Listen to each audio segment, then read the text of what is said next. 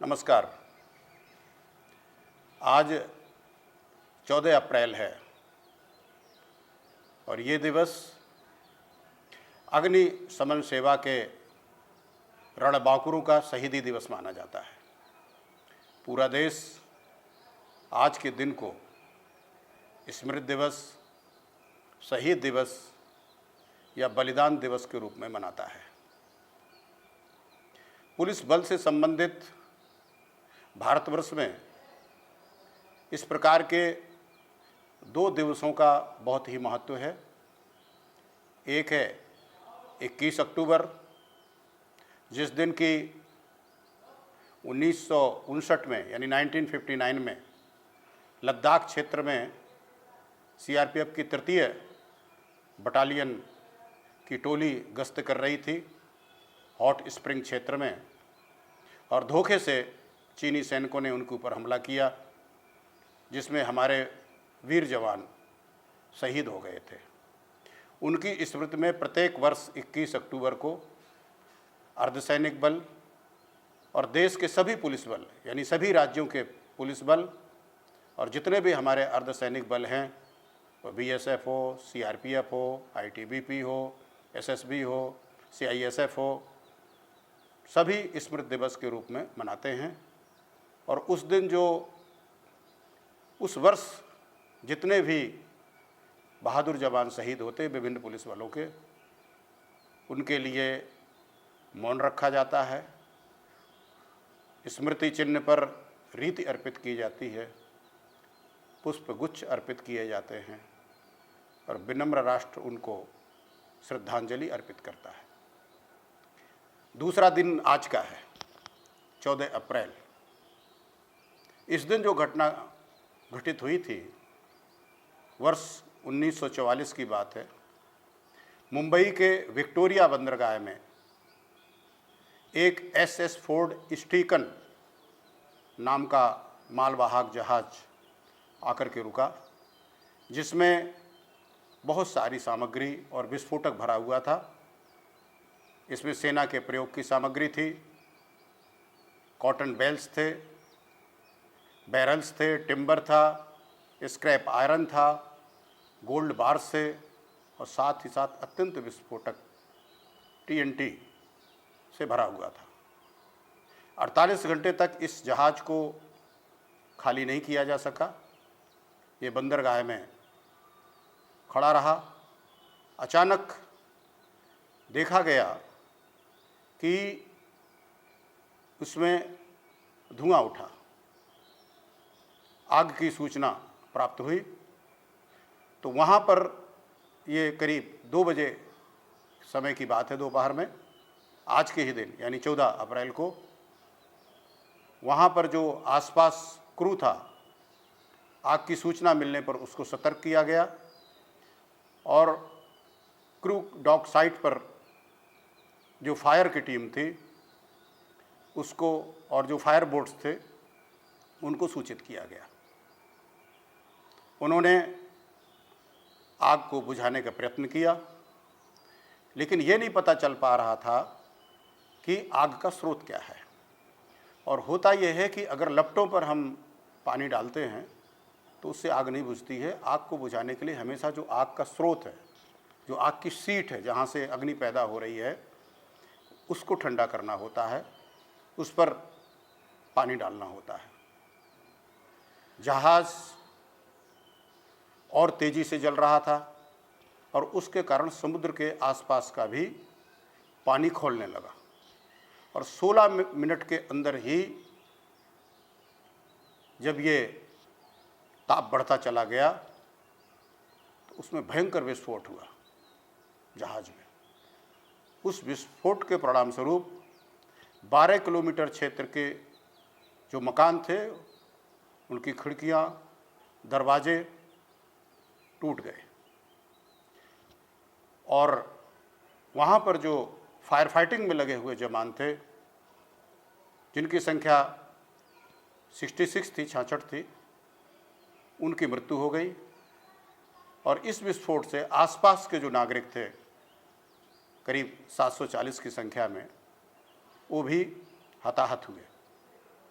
थोड़ी देर बाद उसी जहाज़ में एक और बड़ा विस्फोट हुआ और आप इससे अंदाज़ा लगा सकते हैं कि उसमें जो विस्फोटक था कितना भयानक था कि 1700 किलोमीटर दूर तक, यानी शिमला तक की भूमि में कंपन महसूस किया गया। और उस समय समुद्र में आसपास खड़े ढेर सारे जहाज़ गायब हो गए।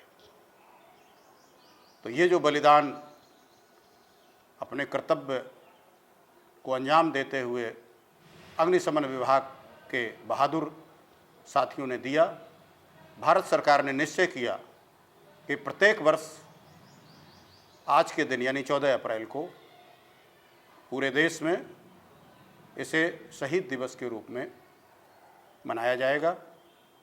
और वही प्रक्रिया उन जवानों की स्मृति में मौन धारण किया जाता है, को सलामी दी जाती है, शहीद स्थल स्मृति चिन्ह पर रीति अर्पित की जाती है, पुष्पगुच्छ समर्पित किए जाते हैं। और पूरे भारत में आज के ही दिन से एक सप्ताह का अग्नि सुरक्षा सप्ताह मनाया जाता है। इस सप्ताह के अंतर्गत विभिन्न प्रकार के जागरूकता अभियान रैलियां निकाली जाती हैं, जो उत्तर प्रदेश में भी माननीय मुख्यमंत्री जी के निर्देश पर सभी जनपदों में आज के दिन रैलियां निकाली गई। इस दिवस पर एक फ्लैग भी ये इस प्रकार का लगाया जाता है। आज पुलिस महानिदेशक और मेरे द्वारा स्वयं जाकर के माननीय मुख्यमंत्री जी को फ्लैग लगाया गया, माननीय मुख्य सचिव को फ्लैग लगाया गया, प्रमुख सचिव को, पुलिस महानिदेशक को और वरिष्ठ जो अधिकारी थे या और जो इस मौके पर उपस्थित कर्मचारी थे, विभिन्न विभागों के भी जो लोग थे, सचिवालय प्रशासन के, पुलिस प्रशासन के, इस स्मृति स्वरूप ये फ्लैग उनके सीने पर लगाया गया, जिसका उद्देश्य ये होता है कि जो हमारे वीर जवानों ने अपने कर्तव्य की बलवेती पर प्राणों की आहुति दी है, उनको हम स्मरण करें। और जिन जिन कारणों से अग्नि दुर्घटनाएं होती हैं, चाहे वो सिलेंडर से लगने वाली आग हो, चाहे बिजली के स्पार्किंग से लगने वाली आग हो, चाहे खेतों की आग हो, चाहे हाई टेंशन लाइन के तारों के टकराने से उत्पन्न गन्ने के खेत, जंगल या खेतों की आग हो, उनसे बचने के लिए हम क्या सावधानियां बरतें और यदि किसी वजह से आग लग भी जाए तो उससे हम कैसे निपटें। इसके लिए उत्तर प्रदेश अग्निशमन एवं आपात सेवा विभाग ने अपने कर्मचारी अधिकारियों के अलावा पूरे प्रदेश में करीब 850 ब्लॉकों में 91,000 वॉलंटियर्स, स्वयंसेवक, अग्नि सचेतक नाम से स्वयंसेवकों की तैनाती की, उनको प्रशिक्षित किया है और सभी अधिकारी विद्यालयों में, कॉलेजों में और होटलों में गोष्ठियां करके जन सामान्य को जागरूक कर रहे हैं। क्योंकि आग लग जाने पर जो जन धन की हानि होती है, उससे बहुत बड़ी क्षति राज्य और राष्ट्र को उठानी पड़ती है और एक भय का वातावरण उत्पन्न होता है। और इसमें सर्वाधिक जो जरूरी चीज़ होती है वो होती है अग्नि रक्षा से बचाव के हम सारे उपाय करें। प्रायः हम लोग बहुत पैसा लग्जरी में और सुविधाओं के लिए खर्च करते हैं, लेकिन अपनी सुरक्षा की तरफ से लापरवाह हो जाते हैं। वो चाहे हेलमेट लगाने की बात हो, चाहे गाड़ी पे सीट बेल्ट लगाने की बात हो वाहन चलाते वक्त, और चाहे अच्छी वायरिंग घर में करवाने की बात हो या घर में और अग्निशामक यंत्र आवश्यकता अनुसार लगवाने की बात हो।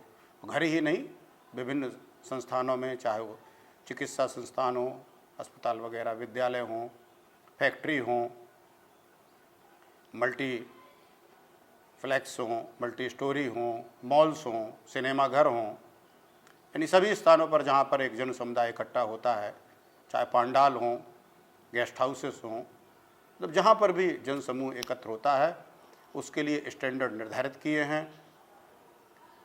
नेशनल बिल्डिंग कोड है उसके लिए, और अग्नि सुरक्षा से संबंधित क्या क्या सावधानियां होनी चाहिए और क्या क्या संसाधन उसमें होने चाहिए, उसके लिए निर्धारित किया गया है। एक जागरूक राष्ट्र और राष्ट्र के जागरूक नागरिक अपनी सुरक्षा के लिए राष्ट्र पर बोझ नहीं बनते। अगर वो ये सावधानियां अपने आप बरतते हैं तो राष्ट्र के संसाधनों की, राज्य के संसाधनों की बचत होती है। इस उद्देश्य से ये 14 अप्रैल से लेकर के 20 अप्रैल तक का सप्ताह अग्नि सुरक्षा सप्ताह के रूप में है और जन सामान्य की सुरक्षा, सावधानी और जागरूकता के लिए समर्पित है। जय हिंद, जय भारत।